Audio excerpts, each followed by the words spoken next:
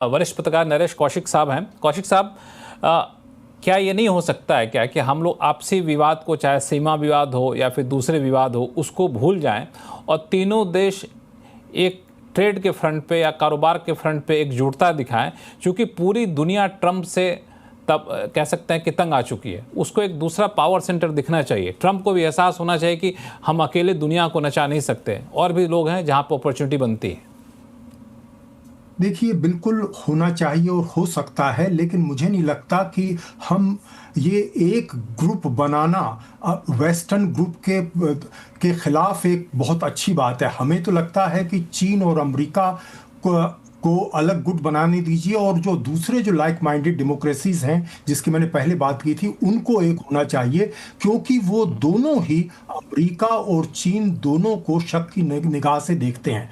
चाहे वो जापान हो, चाहे वो यूरोप हो, या और जो इसके चीन के पड़ोसी हैं वो हों, यहाँ तक कि जहाँ चीन ने निवेश किया है अफ्रीकी देश, वहाँ देखिए चीन ने जिस तरह से वहाँ काम किया है, लोग ह्यूमिलिएट महसूस करते हैं। यहाँ तक कि पाकिस्तान, जिसको कि चीन एक तरह से अपना सैटेलाइट के देश के तौर पर देखता है, वहाँ भी पाकिस्तान में भी चीन कोई बहुत लोकप्रिय नहीं है। वहाँ चीनियों पर हमले होते रहे हैं पिछले कुछ वर्षों से।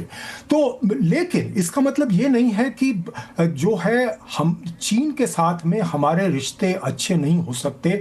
चीन का सीमा विवाद उसके करीब करीब हर पड़ोसी देश के साथ है, और सबसे ज्यादा तो आप देखिए जो इस समय चीन का जो सबसे महत्वपूर्ण पार्टनर है रशिया, यानी रूस के साथ, तो वो सेंचुरी ऑफ ह्यूमिलिएशन जो 1839 से 1949 की जो उनकी सेंचुरी ऑफ ह्यूमिलिएशन है, जिसमें दुनिया की हर बड़ी ताकत ने चीन के कुछ हिस्सों पर कब्जा कर लिया था, जिसमें जो फार ईस्ट का जो आज रूस है, वो तो चीन का चिंग डिनेस्टी के दौरान छीना हुआ हिस्सा है। तो चीन उसे वापस चाहता है, लेकिन इसके बावजूद रूस के साथ उसके रिश्ते अच्छे हैं।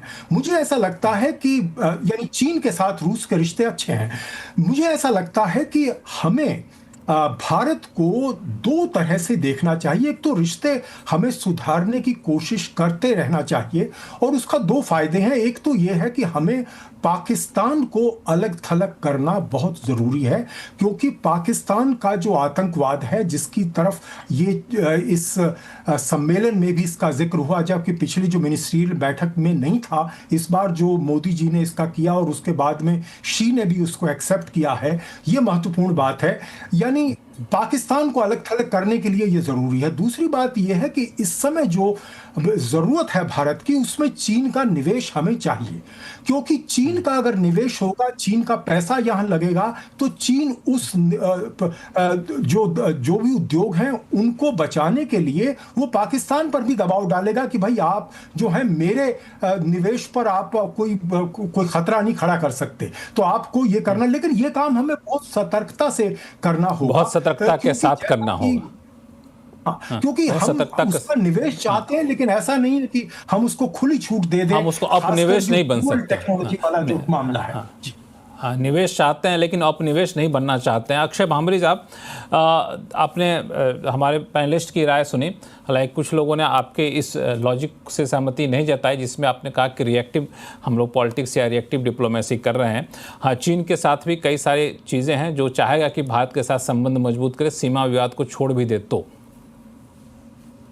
देखिए, जैसे डिप्लोमेट दयाल जी ने कहा कि उसको रिएक्टिव ना बोल के रिकैलिब्रेटिव बोलते हैं, जो बिल्कुल सही बात है कि रिकैलिब्रेटिव है। और मुझे लगता है कि इस दुनिया में कोई भी देश जो है, जो एक पावर हाउस बनना चाहता है, उसको कैलिब्रेशन आना चाहिए।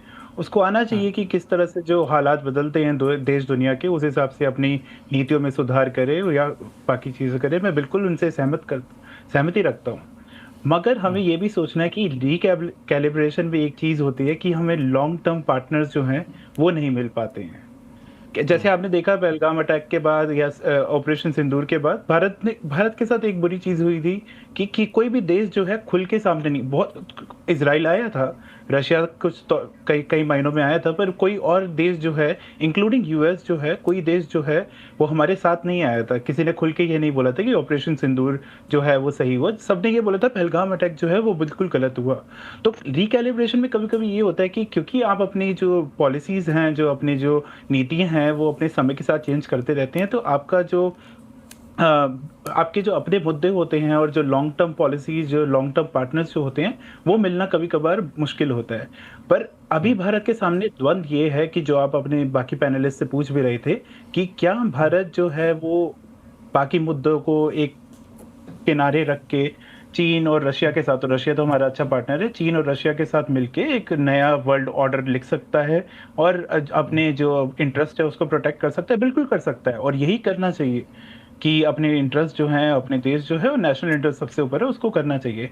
But at the same time Bharat जो है वो हमेशा से गुटनिरपेक्ष होता है, तो एक गुट में बन जाना वो भी भारत के लिए एक द्वंद होगा उसके सामने। और अगर गुट हालांकि नहीं बनना इसमें चाहता भारत, तो फिर लॉन्ग टर्म पार्टनर मिलना मुश्किल होगा, और जो मुश्किल वक्त आता है उसमें लॉन्ग टर्म पार्टनर जो होता है वो जरूरी होता है, ना कि शॉर्ट टर्म रिकैलिब्रेटिव पार्टनर। बस हालांकि भारत गुट निरपेक्ष है, लेकिन गुट निरपेक्षता का मतलब ये नहीं होता है गुट सापेक्ष नहीं हो। हम गुट सापेक्ष हो सकते हैं हम लोग। नम्रता हसीजा जी, इसमें क्या चैलेंज होगा? तीनों मिले इसमें? जो आप चाइना, रशिया और इंडिया का जो एक आप गुट की बात कर रहे हैं, अगर इंडिया साइड में भी रख दे जो भी हम बातें इस समय कर रहे हैं, आप अगर 19th पार्टी कांग्रेस पे जाएंगे चाइना की, जहां पे शी जिनपिंग ने जो डिक्लेरेशंस करी थी, अगर आप उसके हिसाब से जाएंगे तो उनका एक सबसे बड़ा एम तो यही है, जो अभी नरेश जी ने भी कहा था, ह्यूमिलिएशन वाला जो था, लेकिन उसमें ये भी एडेड है कि recovery of the lost territories, मतलब जो हमारे टेरिटरीज खो गई हैं उनको हम वापस लेंगे। तो उसमें सिर्फ साउथ चाइना सी तो नहीं आता, ताइवान तो नहीं आता, उसमें अरुणाचल भी आता है, उसमें लद्दाख भी आता है, उसमें ईस्ट चाइना सी भी आता है। तो हम साइड में रख देंगे, चाइना क्या साइड में रख पा रहा है? अभी हमने वांगी की मीटिंग की बात करी, जो अभी वो भारत आए थे, आपने उसके बाद देखा चाइना ने कैसे प्ले किया ताइवान वाली स्टेटमेंट पे। तो अभी अक्षय ने भी बोला कि चाइनीज हमारे बारे में क्या लिख रहे हैं और क्या बोल रहे हैं। इसमें आप लियो जुंग ई की बात करिए, जो कि एक बहुत ही मतलब काडर है सीसीपी के। उन्होंने ये कहा कि इंडिया एक इंटरनल कैंसर की तरह है एससीओ में। चांग वेवे जो माउथपीस है शी जिनपिंग का, उन्होंने कहा कि मैं अभी इंडिया गया था, इंडिया बात करती है हमारे साथ, एक साथ बैठ के इन सब चीजों के बारे में डिस्कस करना। अभी तो वो इतने 40 साल हमसे पीछे हैं, वो तो हमारे साथ एक टेबल पे बैठ के बात भी नहीं कर सकते। ये अभी कल परसों का ही उनका इंटरव्यू है चांग वेवे का। तो आप ये भी सोचिए कि क्या क्या मतलब जो भी हम अभी इक्वेशन की बात कर रहे हैं वो बन पाएगी। और दूसरी बात ये है कि पाकिस्तान, नरेश जी ने कहा पाकिस्तान एक सैटेलाइट देश है चाइना का, तो असली दुश्मन कौन है हमारा? चाइना ही है ना। चाइना ने जिस तरीके से, मैंने अभी भी कहा, सपोर्ट किया ऑपरेशन सिंदूर के टाइम, आपको लगता है वो पाकिस्तान को सपोर्ट करना बंद कर देगा? तो अगर हम एक इस गुट की जो बात कर रहे हैं, तो आपस में अगर, और ये एक एसे है जो 2013 में लिखा था, और ये मैं हमेशा याद रखती हूँ इस चीज के लिए। वो एक एसे चाइना के एक बहुत ही इम्पॉर्टेंट न्यूज़पेपर में छपा था, चुंगपो शिनवेशर, और उसमें उन्होंने बोला था कि उनको 6 वॉर लड़नी है। और वो 6 वॉर किन किन से लड़नी है? ताइवान से, साउथ चाइना सी से, इंडिया से, क्योंकि जो सदर्न तिब्बत उसको वापस लेना है, और रूक्यू आइलैंड जो जापान के साथ जाएंगे, आउटर मंगोलिया, और लास्ट वॉर गेस करिए किसके साथ? रशिया के साथ।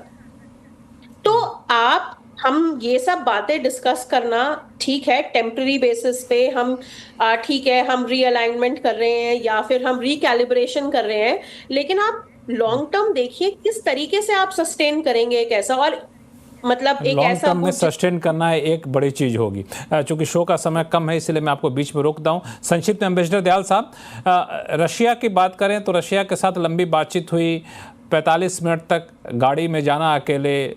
ट्रंप प्रधानमंत्री मोदी के लिए राष्ट्रपति पुतिन 10 मिनट तक वेट किए कि वो आएंगे तो फिर गाड़ी में साथ जाएंगे, और फिर बैठ करके 40 मिनट का सफ़र तय किए। तो ये सारे जेस्चर क्या दर्शाता है? उसको कैसे आप लोग रीड करते हैं? आप तो डिप्लोमेट रहे हैं पुराने। ये दर्शाता है कि भारत और रूस की जो दोस्ती है वो घनिष्ठ बनी रहेगी, और ट्रंप साहब के जो दबाव चल रहा है उसको हम नजरअंदाज करते हैं।